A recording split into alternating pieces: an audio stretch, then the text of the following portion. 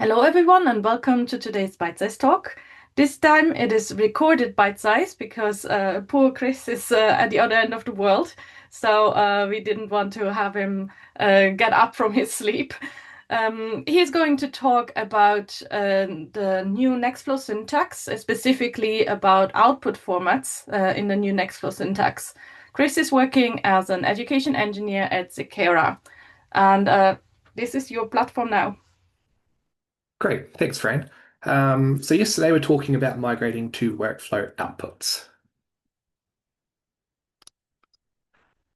To start off, just a very high-level overview. So workflow outputs are a new way to define the top-level outputs in Nextflow.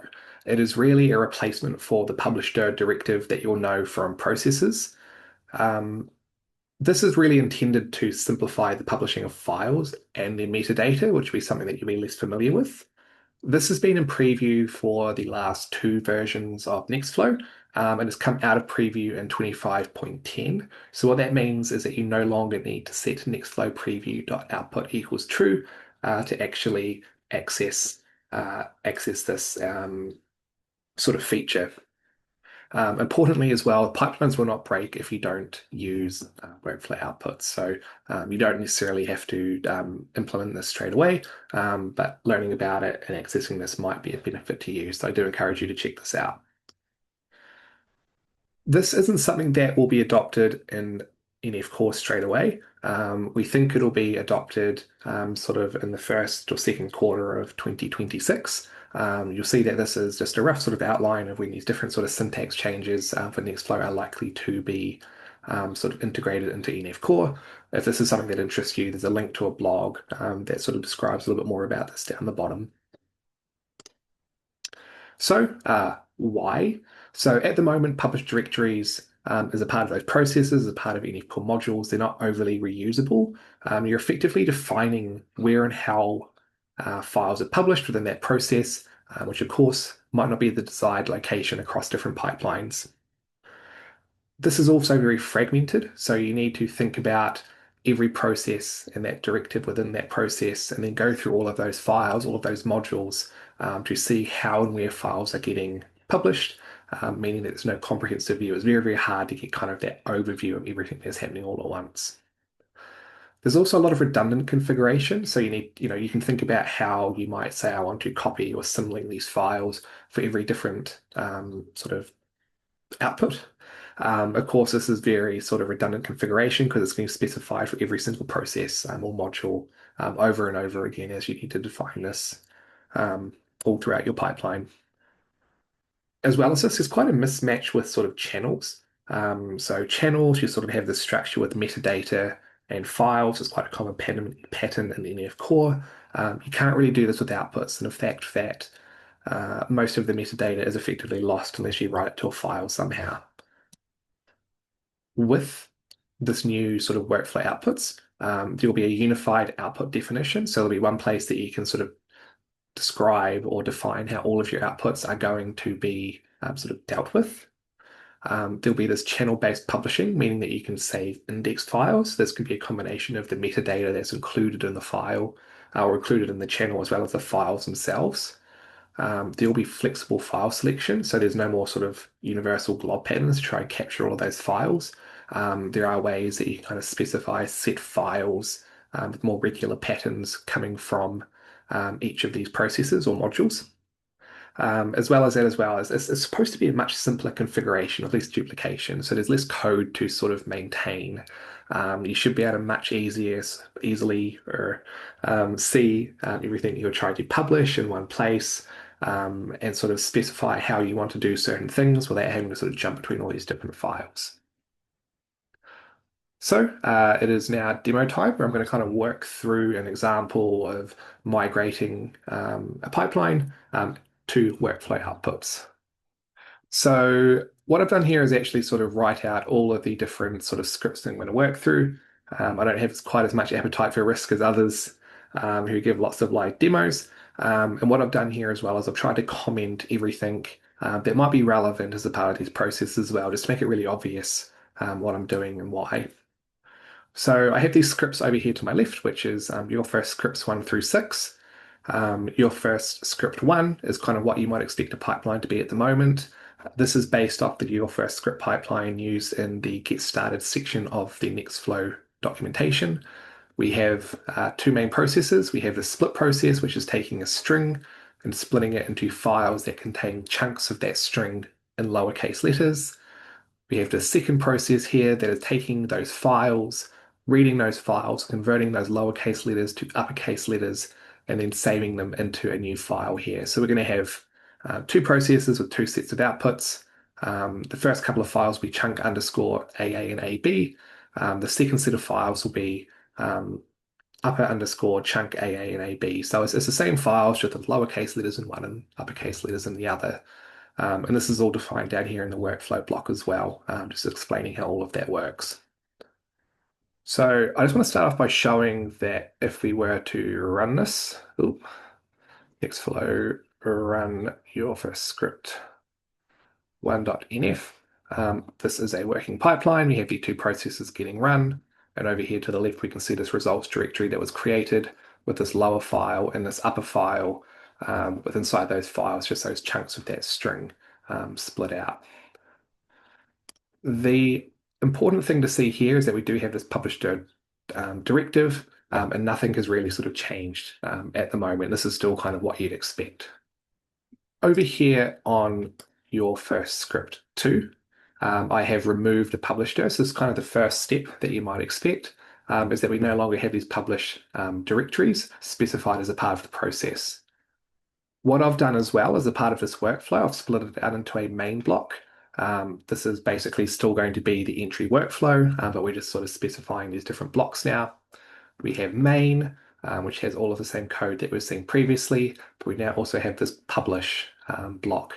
And what we're doing here is we're taking these sort of channels and we're giving them a name to eventually publish them as a part of the output block. But for now, all we're really doing is saying, hey, I want to publish this, but we haven't actually saved anything yet.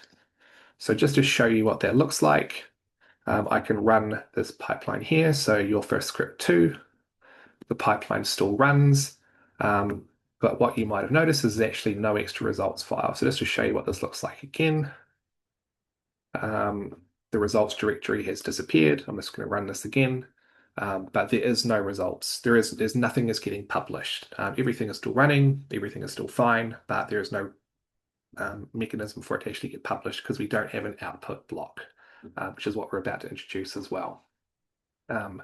So again, all we've done here is we've removed those the publishDir directive. We've added in this publish block down here, but nothing is yet getting published. In your first script 3, again, we're just going to build on top of the previous script. What I've done here is added an output block. And here we have lower and upper. So these are the named published channels that we've got in the workflow block up here. We are sort of referring to them again down here in the output block. If I was to run this right now, I'm just going to quickly remove, actually, no, I won't. I'm just going to run this again, but now with your first script 3. And you'll see here that we have this results directory popped up over here to the left, and everything's just getting published into this results folder. So without any sort of, without specifying a path as a part of these outputs, everything is just going to get published into the results directory by default. Results is the name of the file where everything will be published by default if you don't supply another name. So there's also this new output directory option, results 3.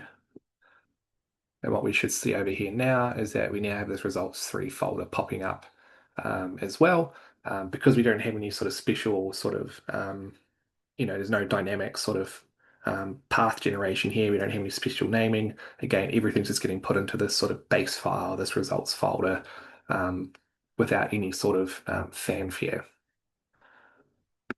Very quickly as well, it is worth noting that you can specify this as a part of a configuration file. So here I've just already got a little bit of code for the output, say to copy all of the files rather than symlink it.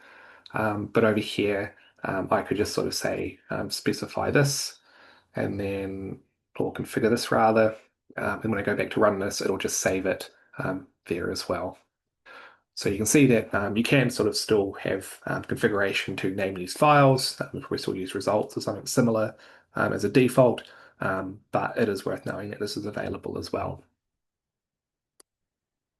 Okay, moving on to your first script 4. Um, again, just building on top of your first script 3. What I've done here is made the second process convert up a little bit more interesting. I've made the output into a tuple. So I've taken the file name or the input path and made it into a value. So this is kind of like using like a file name.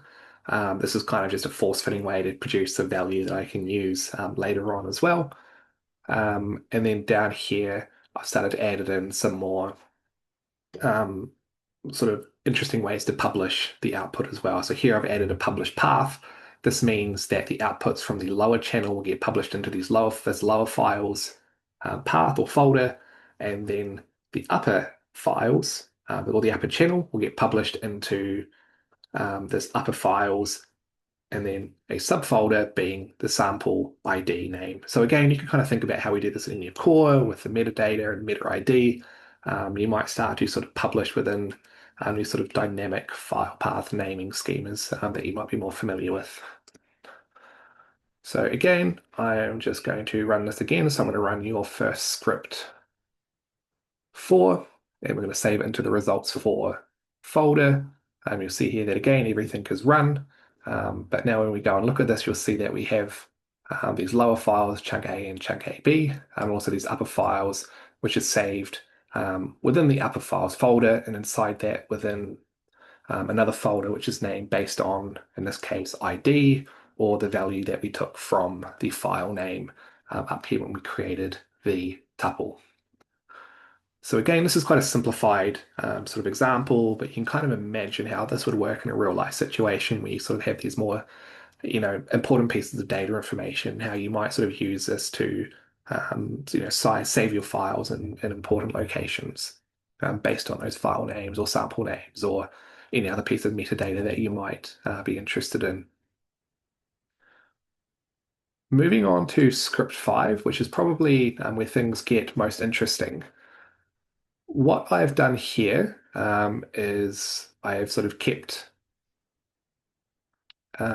most things the same, except for I have added in this index. And what this will do is it'll take information about this channel and save it to a file. In this case, I've asked for a CSV, but it could also be a YAML or a JSON file. The important part here is that what I'm going to show you is that the file and also some of the metadata associated with it, in this case, that sort of ID that I've specified up here, or up here in the tuple rather, can get saved to the file as well. So what I'm going to do is just run this again. Your first script 5, results 5. Again, everything runs nicely. And what you will now see is that we still have these lower files and these upper files. This is exactly the same as we had for results 4, but we now also have this results.csv. And this is the path that I've specified here and also the file that I've specified here for the index. At the moment, what this is the ID and the path to the file itself, where I have sort of, in this case, saved the file as a part of the output. This isn't sort of might not be that useful to you straight away, but what we're going to do next is actually create a map and also show you that you can actually join up different channels to save this in a more interesting way that you could imagine might be fed into another pipeline as an input. So moving on to script 6. The big changes here is that I have duplicated a process, or mostly duplicated. So we had this convert to upper process. I've taken this and modified it slightly. I've given it a different name and also slightly different outputs, just so they don't crash into each other to make this nice and simple. I've included this in my workflow main section here.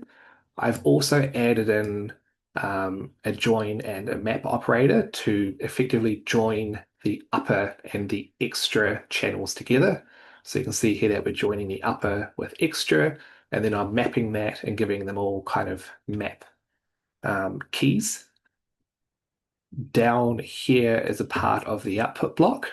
I am sort of still using these dynamic outputs, but because I now have this sort of more interesting data where I've actually got multiple files attached to the singular ID, I've specified some slightly different file paths. Again, I can still keep choosing how I want these to be published, but I can specify these dynamic paths based on the identifier or these keys as part of the map.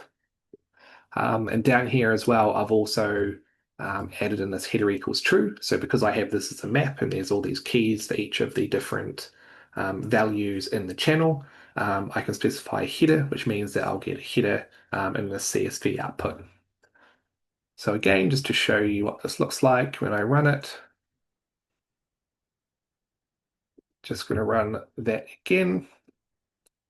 And what we should see is we have this result6 folder being created here. We still have these lower files. We have upper again, so this is new. We also have these upper files as well.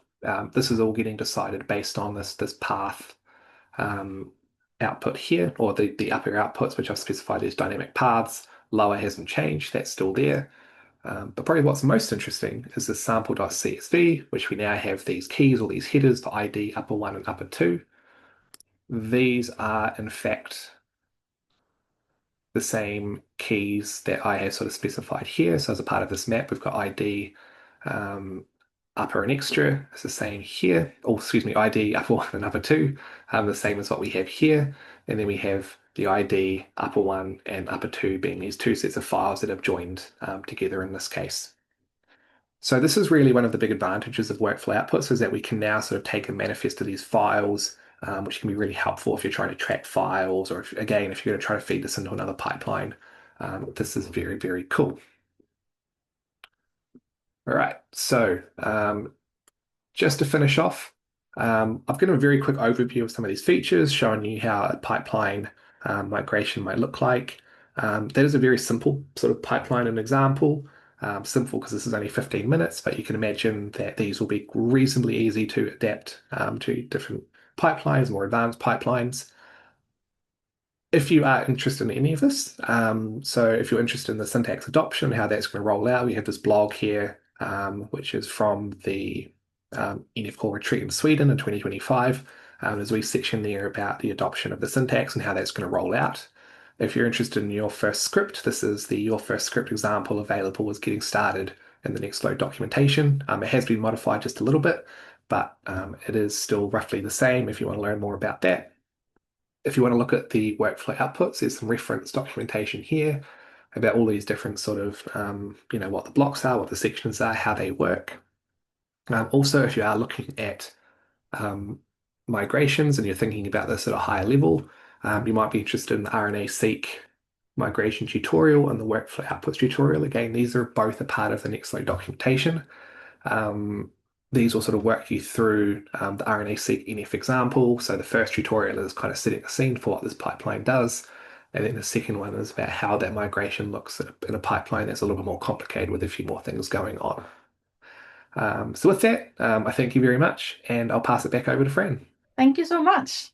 I think output will be very helpful also if you think about pipeline chaining at some point, maybe. But thank you very much.